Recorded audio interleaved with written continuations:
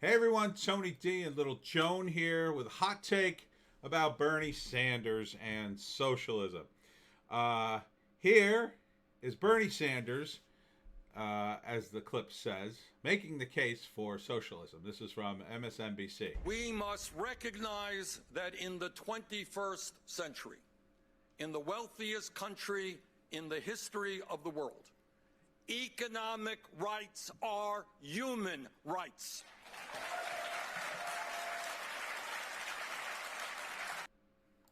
And that is what I mean by democratic socialism. Presidential. So, what does that really mean? Economic rights are human rights. It's just more, political. Nothing really. It doesn't mean anything. Who has the right to dictate what people will get paid? And if you pick the wrong profession, let's say you want to be a professional sports player, like a baseball player or a football player. Do you have the right to do that even though you suck at it? And most people would say, no, of course not. You don't have the right to be a professional football player. You have to be good at it. Oh, okay. So there has to be a competition in order to see who's the best football player. In order to have a competition, there has to be a hierarchy and a pay scale, because you're going to have people show up at practice and you're going to winnow down the numbers, but then you're going to continue to practice, and then some people will get to the bottom tier, and this is what they do in sports. You get kind of to the bottom tier and you're in the minor leagues, and then you slowly rise up, and as you rise up, you get more money. If you're saying that people shouldn't get more money based on their talent, that people need to get a minimum of money regardless of their talent, then you're saying that anyone who essentially auditions to be a professional basketball player or football player, they should be paid. They have an economic right to be paid, a human right to get paid. They shouldn't work for free. But that wouldn't work, because then everybody who even had an inkling of being a professional athlete would do it. And you would have hundreds and hundreds of people that were probably be okay athletes. Locally they'd probably be pretty good, but they wouldn't rise to the level of a professional.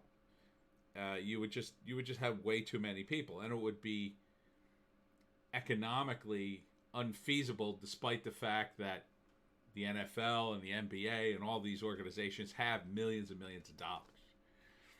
Anyone who's run a small business or attempted to run a small business knows that you can only pay people so much. You just don't have the money. So, for instance, on the webcomic factory, I don't have employees. I can't afford employees. How could I possibly afford employees on the twos of dollars we make on the webcomic factory? It's just impossible. I don't make enough money on the webcomic factory. We make, I think the best quarter we ever had, we cracked $1,000, and that was one quarter, 5 years ago. These days we don't come anywhere near that, nowhere near that, and that's a combination of Google I believe Google changed its algorithm, so now rando websites don't come up in the search as much, or they come so far down in the search, good luck finding them. It's a result of websites just in general, as they get older, tend to go down in terms of their searchability, and the novelty of webcomics kind of has passed. And I think it's gonna come back at some point, but so far that hasn't happened. And the Webcomic Factory is celebrating 10 years of webcomics, by the way, so stop by and check it out. But to my point, I could only pay, so I don't lose money on the site. I pay what I can. But if you're making more money, if you're running the Amazon site like Jeff Bezos, obviously you can afford to pay a little more than normal, than most people can. But just because you're making money at that moment doesn't mean you'll be making it forever. It is possible that Amazon one day will just go out of business for some reason. Another model will emerge, another Amazon will emerge that's better. And or maybe Jeff Bezos will run it into the ground. Who knows what will happen in the future? Right now he's making lots of money. And it's a great site. I love the Amazon site, quite frankly. It's amazing. But the idea that good times will never end for these companies just isn't true. They have good years, they have bad years. They sometimes do things that people outside the company hate. Stuff that's, really annoying, and it's terrible for the employees. I mean, I'll tell you one thing right now that's happening in the world of comics and movies is this whole trend of being woke, right? It's a trend. There are a lot of people who hate it, but it's not a democracy. Hollywood isn't a democracy. The people who control the money have decided to be woke. So they're making a lot of woke projects. A lot of them are losing money. And despite the fact there are probably people behind the scenes saying, oh, God, don't do this again.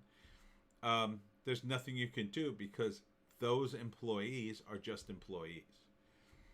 The other thing I've always said about, socialism, even democratic socialism, first off, that's a scam, right? If you're a democratic socialist, really you're just socialism light. Oh no, we're just going to have a little socialism. Well, once you start down that path, at what point do you draw a line that's a limit? Like, at what point do you stop trying to regulate companies? If you start to regulate companies, let's say, in the labor and the workforce, and that doesn't work, are you going to stop? No. That's not what people who are on the left side of politics want to do. If something doesn't work, their solution is more regulations. Well, it's not working because we don't control enough of it. And socialism eventually leads to nationalizing businesses because the people who work in government aren't good at running businesses. If they were good at running businesses, they would do that.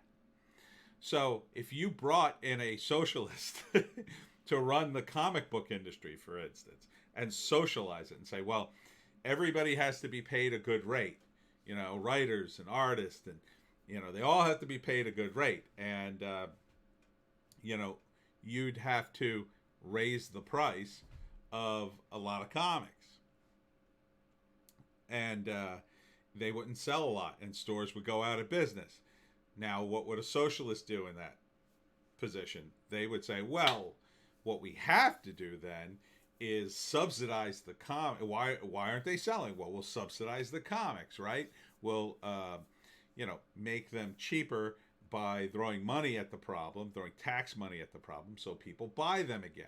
And then once they're selling thousands of copies, then, we'll be back in business. Well, that's probably not going to work either, because in the world of comics, it would be about the quality of the comics. And if you're subsidizing the industry, as it stands now, a lot of the comics are subpar.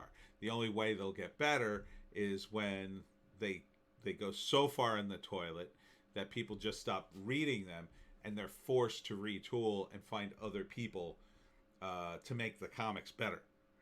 That hasn't happened in a while. They continue to spiral down, but that's partly because the world of comics, they're inside a multinational corporation that's too large. And those corporations are taking the hit because of their great size.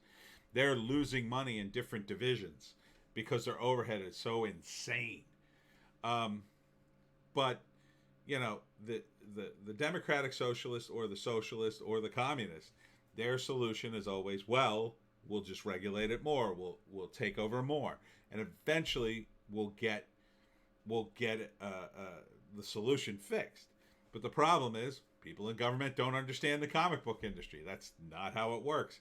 And no matter how much I explain it to them, it doesn't mean A, that they're even going to listen to me, and B, you know, someone explaining the comic book industry to them doesn't mean they're going to get good advice. They might get terrible advice. They might say, well, the problem is the comics aren't woke enough, which will drive the sales down further, you know, if you listen to the current crop of people who run the comic book industry. So, democratic socialism is just socialism. It's just socialism light. And by employing that and employing it badly, as Bernie would, it would eventually, you know, the call would go out, well, you know, obviously we did this half-ass. We did democratic socialism. What we need is real socialism, you know, and go all in. And then once that doesn't work, well, then, you know, it just starts getting worse and worse from that point on. Eventually you get to communism, assuming you don't go right to dictatorship.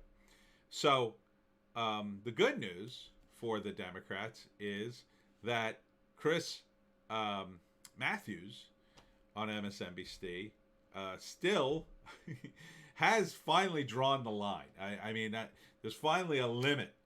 And I'm surprised it comes from Chris Matthews, because I always thought he was very, you know, at the end of the day, he'd pretty much say anything to keep his job. But he actually said something. This is the post-debate special, and this clip's been going around on the internet. Here's what he said.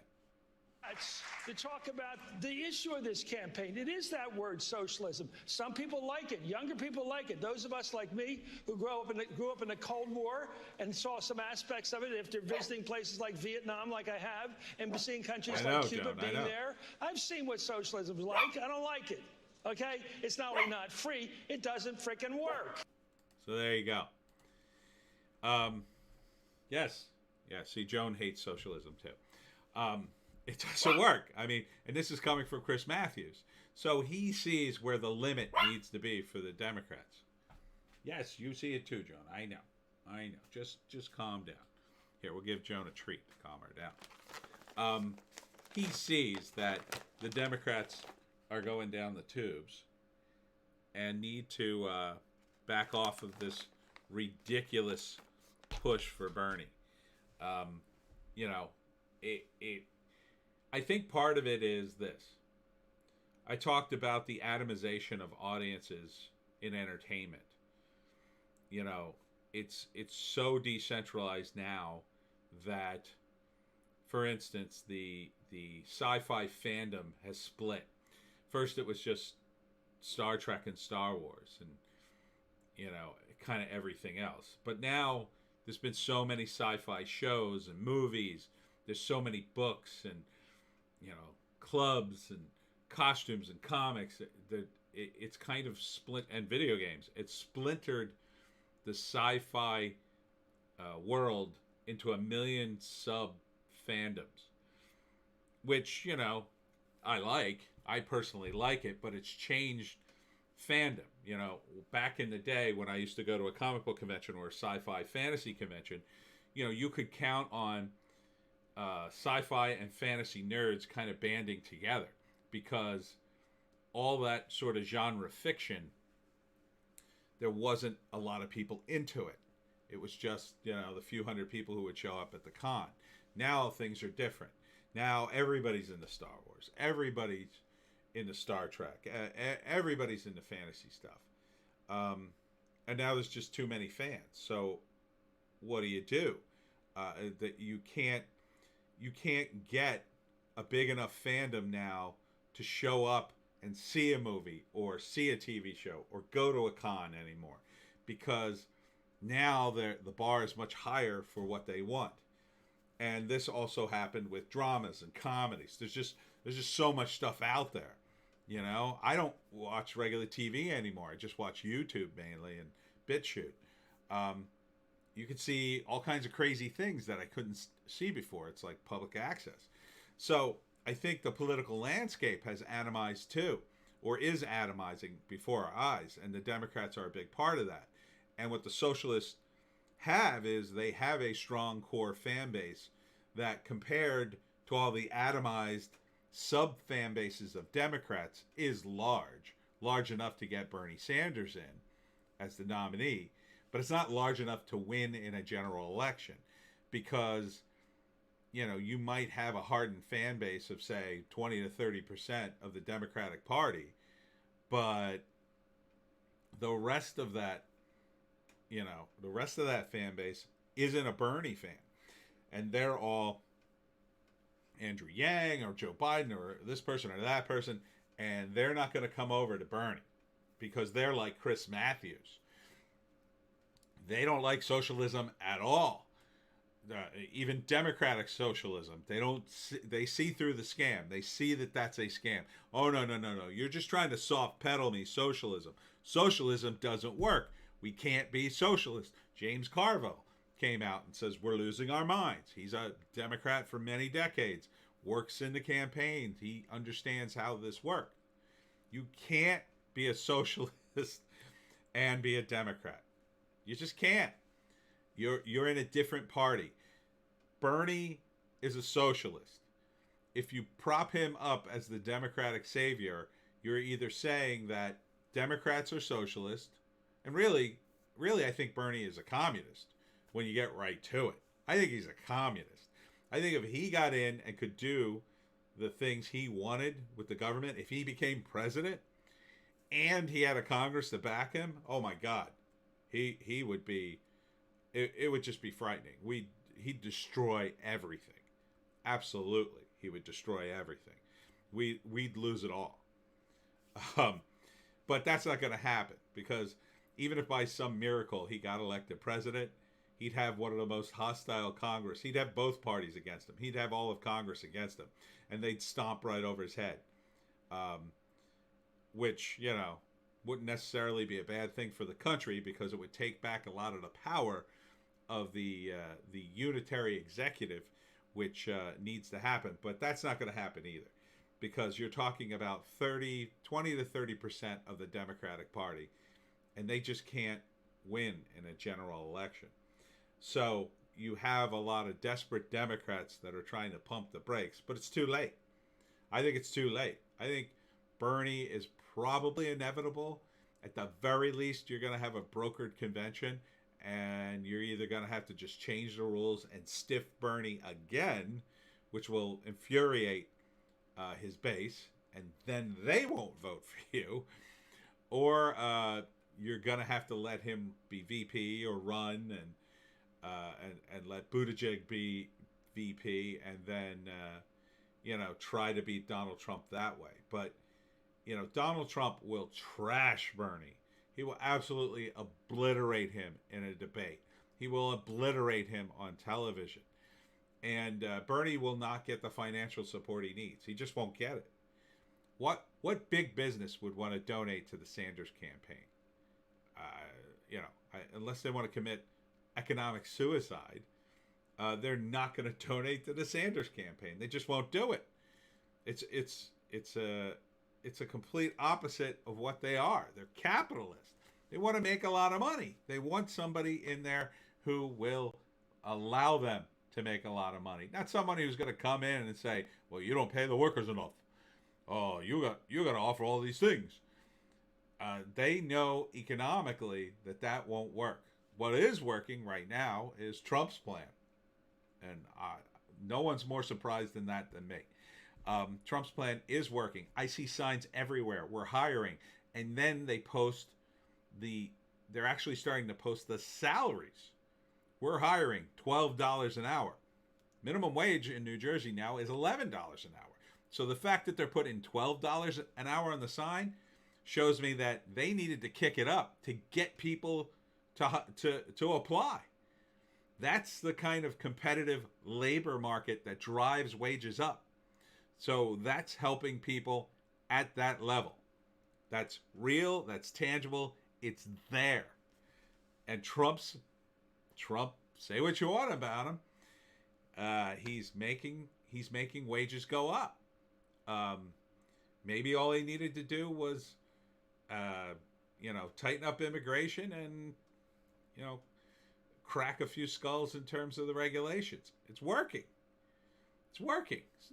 Nobody wants to stop that. Nobody wants to stop that because Trump is rude to people. No one cares. At the end of the day, no one really cares. There are hardened base that care. They just hate Trump. They have Trump derangement syndrome. Believe me, I've talked to these people. And you can't have a rational discussion with them. So, when you have people in your own party, like Chris Matthews on MSNBC saying socialism doesn't work, the next step is either they're going to kick Chris Matthews off of MSNBC, or you got to say to yourself, okay, we got to draw a line here. We have to draw the limit.